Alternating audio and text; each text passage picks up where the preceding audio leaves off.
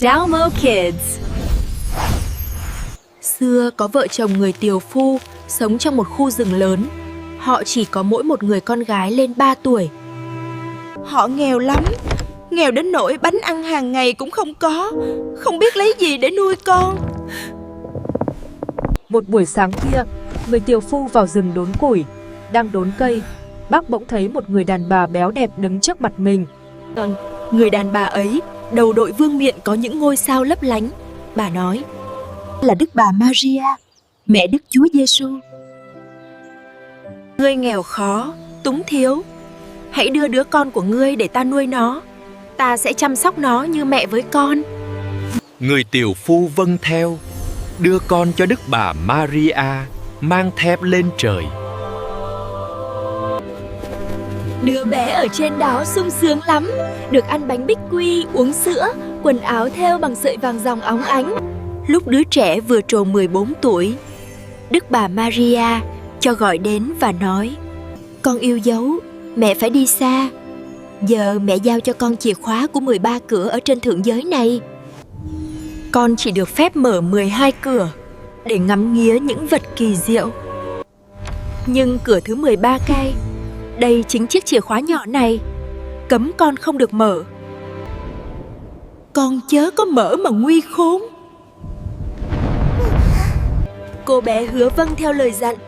Sau khi Đức Bà Maria đi, cứ mỗi ngày cô bé lại mở một cửa buồng để vào xem. Ngồi trong phòng là một vị giáo đồ. Hào quang chói tỏa ra xung quanh. Cô cũng như các thiên thần cùng đi xem đều hết sức vui mừng khi được thấy 12 căn phòng trang hoàng lộng lẫy, tráng lệ. Tôi không định mở chiếc cửa này để bước vào trong ngắm nghía, nhưng tôi muốn hé mở để chúng ta ngó xem thôi. Ấy chứ có hé mở. Thế là có tội với Đức Bà Maria đấy. Đừng có làm mà khốn.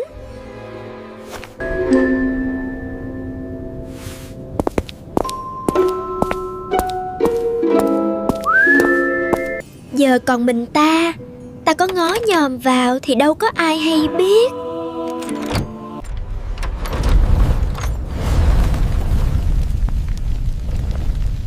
Cô bé ngẩn người, tò mò cô đưa ngón tay với ra vào chỗ vòng hào quang. Ngón tay cô lập tức vàng óng như mạ. Hoang sợ, cô dập ngay cửa lại và co cẳng chạy mất.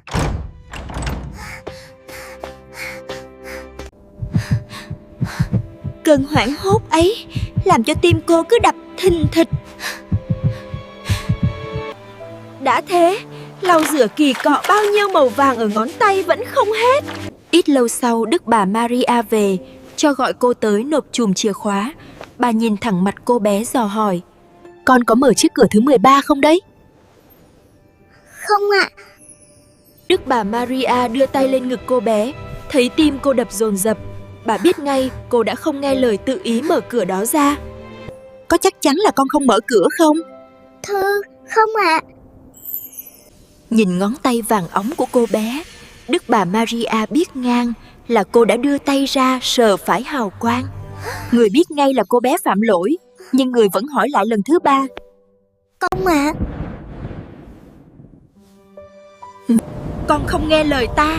Đã thế con còn nói dối. Con không xứng đáng được ở thượng giới nữa. Bỗng cô gái thiếp đi. Khi tỉnh dậy, cô thấy mình đang nằm trong rừng sâu.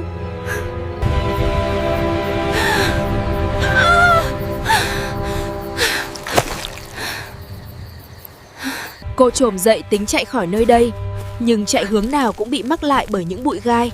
Cô không sao ra khỏi nơi ấy. Ở giữa nơi hoang vắng này lại có một cây cổ thụ. Đúng, gốc cây rồi. Gốc cây rỗng có thể là chỗ trú ẩn tốt. Cô nghĩ vậy và cố bò tới gốc cây khi bóng đêm buông xuống. Cô ngủ ngon lành trong hốc cây mà chẳng sợ gió bão, mưa rơi. Nhưng cuộc sống nơi đây gian khổ quá. Nhìn ngắm bầu trời, nơi các thiên thần đang vui chơi, bỗng cô òa lên khóc. Thức ăn của cô chỉ toàn rễ, củ và dâu rừng. Mùa thu tới, cố gắng thu gom hạt rẻ và lá cây, rồi đem về hang của mình trong gốc cây.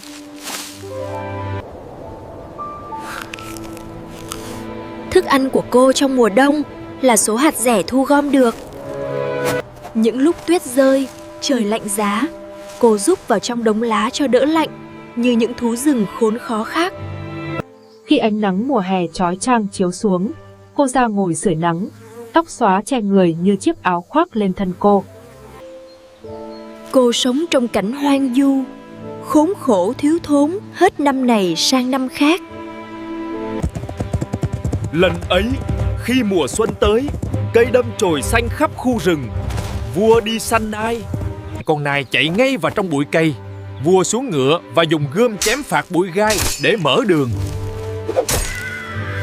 Khi vào tới nơi, nhà vua nhìn thấy một cô gái đẹp tuyệt trần đang ngồi dưới gốc cây, tóc vàng xóa phủ khắp người tới chân. Cô là ai? Mà tại sao lại ngồi ở nơi hoang vắng như thế?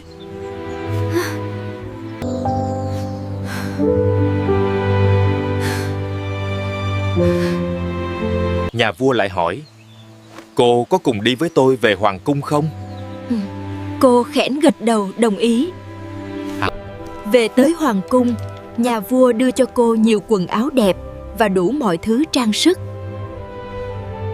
Tuy cô câm lặng, nhưng cô đẹp và dễ thương đến mức nhà vua yêu thương cô vô cùng, và sau đã hôn lễ được tổ chức.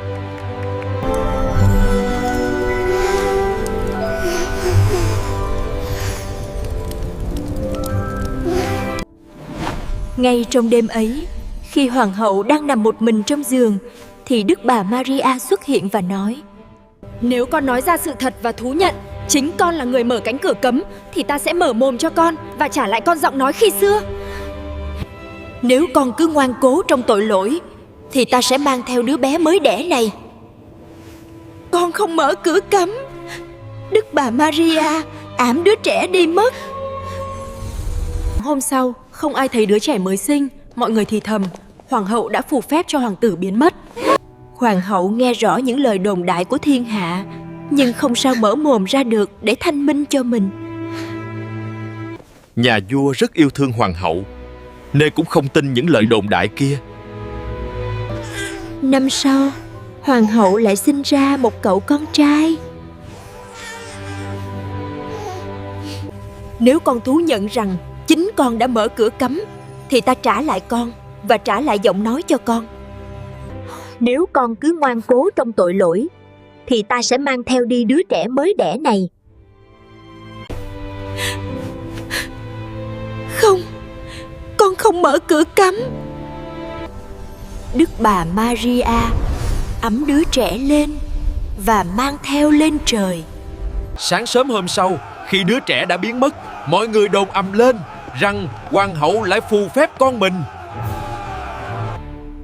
Cả triều đình quyết nghị đòi phải xử tội hoàng hậu ngay. Nhà vua yêu quý hoàng hậu nên ra lệnh trong triều không ai được nhắc tới chuyện ấy nữa. Năm sau, hoàng hậu sinh ra một con gái. Lần thứ ba Đức bà Maria lại xuất hiện trong đêm khuya và nói: Hãy đi theo ta. Bà nắm ta hoàng hậu và dẫn lên thiên đường. Đức bà chỉ nơi hai đứa con trai của hoàng hậu đang vui chơi bên quả cầu và nói: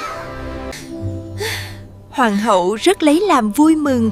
Lúc đó, Đức bà Maria nói: Giờ lòng con đã thanh thản chưa? Nếu con thú nhận mình đã mở cửa cấm, ta sẽ trao lại hai đứa con trai khi xưa. Lần thứ ba, hoàng hậu lại nói: Không, con không mở cửa cấm. Đức bà để hoàng hậu ở lại trần gian một mình và giữ đứa con gái mới đẻ lại. Sáng sớm hôm sau, khi mọi người hay tin, họ đồng thanh nói lớn: Hoàng hậu phải được đưa ra xét xử. Nhà vua không biết anh nói thế nào nữa. Phiên tòa xét xử hoàng hậu mở, vì không mở mồm thanh minh cho mình được, nên hoàng hậu bị tuyên án hỏa thiêu. Lửa bắt đầu cháy, hoàng hậu bị trói chặt vào cột. Khi lửa bén dần sang chung quanh, hoàng hậu lúc ấy mới hối hận và nghĩ. Bỗng hoàng hậu nói lớn: Thưa Đức bà Maria, chính con đã mở cửa cấm. Trời bỗng nhiên đổ mưa rào và dập tắt lửa, rồi Đức bà Maria cùng với hai bé trai tay bà ẵm bé gái xuất hiện. Ai biết hối hận về lỗi của mình và thú nhận, người đó sẽ được tha thứ. Đức bà trao cho hoàng hậu 3 đứa con, trả lại cho cả giọng nói và ban phước lành cho hoàng hậu. Xin chào các bạn nhỏ, sẵn sàng vui chưa? Nhấn đăng ký, like và chia sẻ để xem thêm nhiều câu chuyện hay nhé!